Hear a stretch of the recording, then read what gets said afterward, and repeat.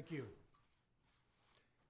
When I came into office, I promised to look at the world's challenges with open eyes and very fresh thinking.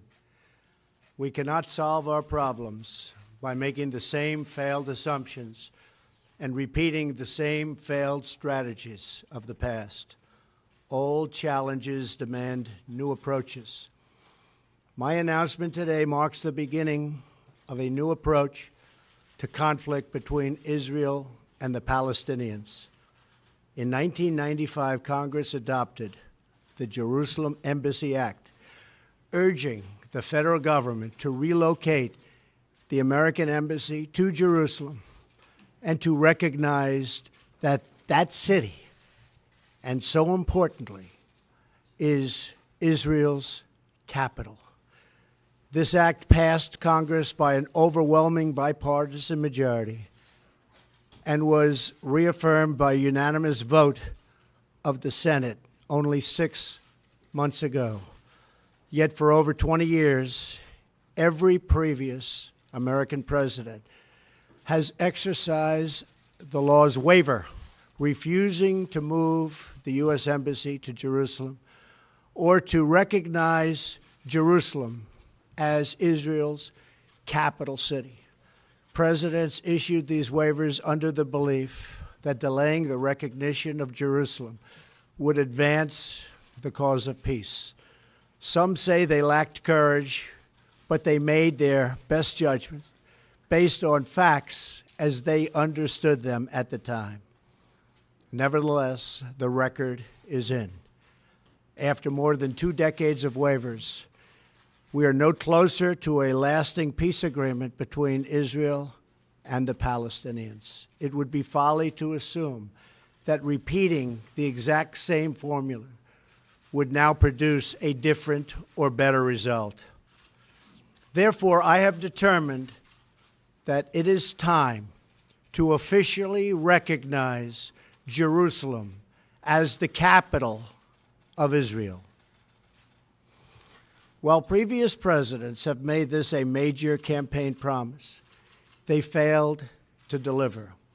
Today, I am delivering. I've judged this course of action to be in the best interests of the United States of America and the pursuit of peace between Israel and the Palestinians. This is a long overdue step to advance the peace process and to work towards a lasting agreement. Israel is a sovereign nation with the right, like every other sovereign nation, to determine its own capital. Acknowledging this is a fact is a necessary condition for achieving peace. It was 70 years ago that the United States, under President Truman, recognized the State of Israel. Ever since then, Israel has made its capital in the city of Jerusalem, the capital the Jewish people established in ancient times. Today, Jerusalem is the seat of the modern Israeli government. It is the home of the Israeli parliament, the Knesset, as well as the Israeli Supreme Court. It is the location of the official residence of the Prime Minister and the President. It is the headquarters of many government ministries. For decades, visiting American presidents, secretaries of state, and military leaders have met their Israeli counterparts in Jerusalem, as I did on my trip to Israel earlier this year. Jerusalem is not just the heart of 3 great religions, but it is now also the heart of one of the most successful democracies in the world.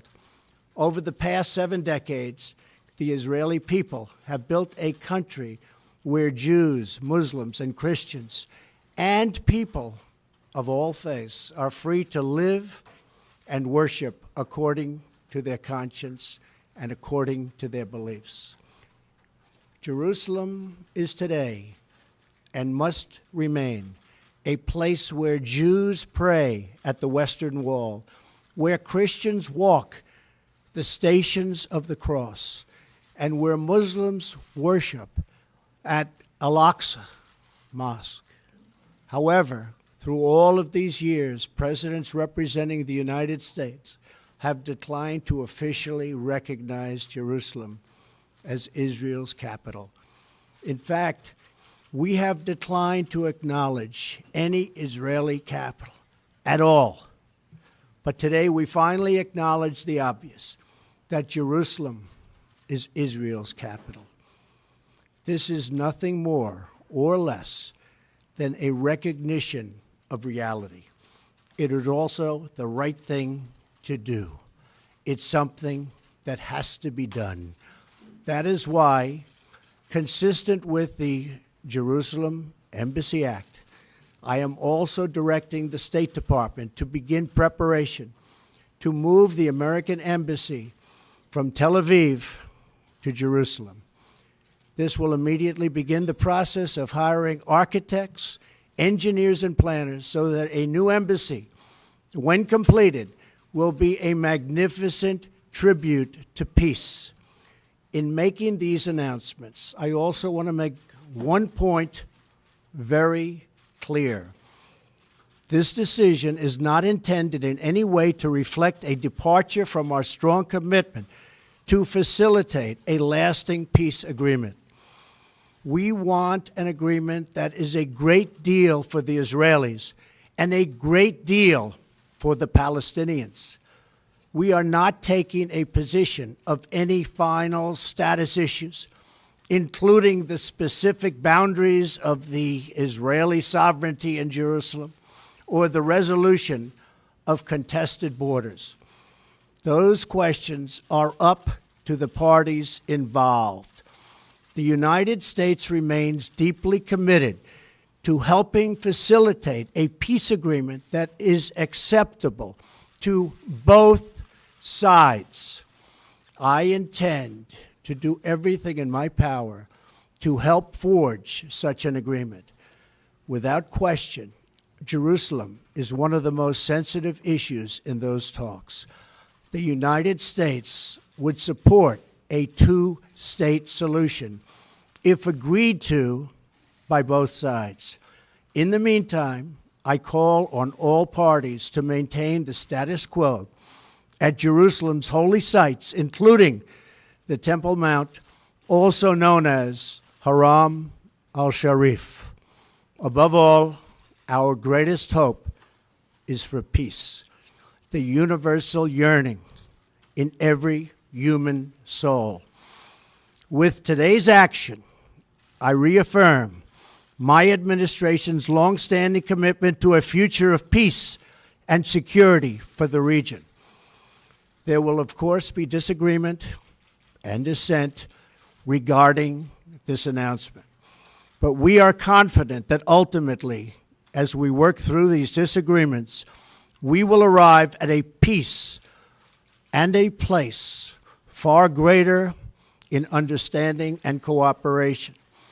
This sacred city should call forth the best in humanity, lifting our sights to what it is possible, not pulling us back and down to the old fights that have become so totally predictable.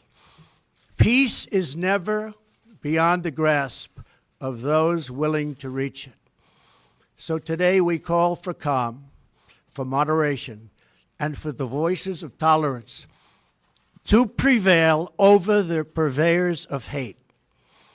Our children should inherit our love, not our conflicts. I repeat the message I delivered at the historic and extraordinary summit in Saudi Arabia earlier this year. The Middle East is a region rich with culture, spirit, and history. Its people are brilliant, proud, and diverse, vibrant, and strong. But the incredible future awaiting this region is held at bay by bloodshed, ignorance, and terror. Vice President Pence will travel to the region in the coming days to reaffirm our commitment to work with partners throughout the Middle East to defeat radicalism that threatens the hopes and dreams of future generations. It is time for the many who desire peace to expel the extremists from their midst. It is time for all civilized nations and people to respond to disagreement with reasoned debate, not violence.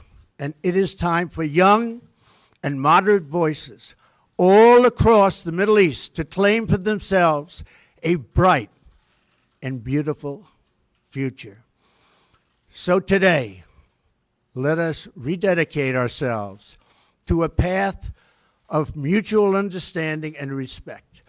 Let us rethink old assumptions and open our hearts and minds to possible and possibilities. And finally, I ask the leaders of the region, political and religious, Israeli and Palestinian, Jewish and Christian and Muslim, to join us in the noble quest for lasting peace. Thank you. God bless you. God bless Israel. God bless the Palestinians. And God bless the United States. Thank you very much. Thank you.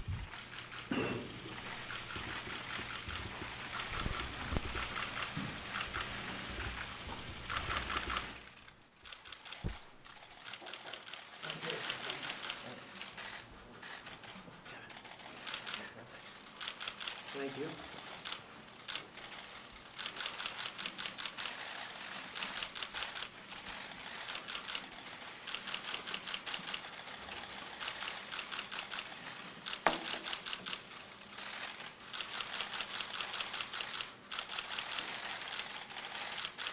Thank you very much. Thank you.